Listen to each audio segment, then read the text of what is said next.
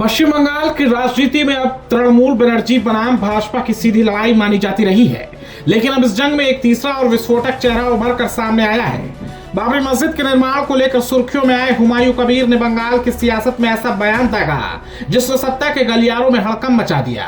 हुमायूं कबीर अब नई राजनीतिक पार्टी बनाने जा रहे हैं और उनका दावा है कि 90 सीटें चाहिए, वरना बाबरी मस्जिद का सपना अधूरा रह जाएगा। ये कोई साधारण राजनीतिक ऐलान नहीं, ये सीधा संदेश है ममता बनर्जी को भी और भाजपा को भी।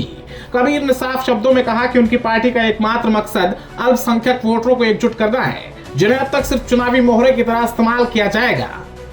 उनका आरोप है कि हर पार्टी वोट तो ले लेती है, लेकिन हक की बात आते ही पीछे हट जाती है। हुमायूं कबीर खुद को बंगाल की राजनीति का नया पीरजादा मानने से नहीं हिचकते। उनका कहना है कि बंगाल में मुस्लिम वोटर निर्णायक भूमिका में है, लेकिन उसे कभी निर्णायक ताकत नहीं बनने दिया गया। अब वे इसी कथित उपेक्षा को हथियार बनाकर चुनावी मैदान में उतरने जा रहे हैं। सबसे चौंकाने वाला बयान तब आया जब कबीर ने कहा कि अगर उनकी पार्टी विधानसभा में कम से कम 90 सीटें नहीं जीतती तो बाबरी मस्जिद के निर्माण का सपना सिर्फ नारा बनकर रह जाएगा। इस बयान के बाद सियासी पारा अचानक बढ़ गया। विपक्षी दलों का कहना है कि यह धार्मिक भावनाओं को राजनीति से जोड़ने की कोशिश है, जबकि समर्थकों का दावा है कि यह हक की लड़ाई है। ऐसे में आइए जान लेते हैं कि कौन है हुमायूं कबीर। 6 दिसंबर को बाबरी की आधारशिला रखकर चर्चा में आए थे। कबीर को टीएमसी से पार्टी से निकाल दिया गया था। कांग्रेस में भी रह चुके हैं हुमायूं कबीर।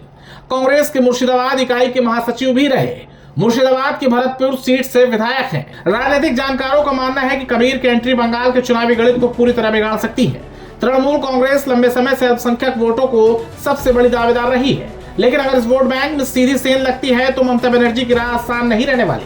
वहीं भाजपा के लिए यह स्थिति खतरे की घंटी है, क्योंकि वोटों का बंटवारा चुनावी नतीजों को अप्रत्याशित बना सकता है। हालांकि सवाल यह भी है कि क्या नई पार्टी इतने समय में 90 सीटों तक पहुंच सकती है। बंगाल की राजनीति में जमीनी संगठन, कैडर और संसाधन किसी भी पार्टी की रीढ़ होते हैं, लेकिन कबीर का दावा है उनके पास जनता का गुस्सा और भरोसा दोनों है। बंगाल की राजनीति अब सिर्फ 2 ध्रुवों में बटी नहीं रही, एक इधर एक उधर, और तीसरा अब खुलकर सामने आ चुका है। हुमायूं कबीर ने साफ कर दिया कि वे समझौते की राजनीति नहीं करेंगे, या तो सत्ता में निर्णायक भूमिका या फिर खुला टकराव। अब सवाल सिर्फ इतना है कि क्या बंगाल का एक नया पीरजादा वाकई सत्ता की चाबी बनेगा, या फिर यह सियासी शोर भी चुनावी भीड़ में कहीं खो जाएगा।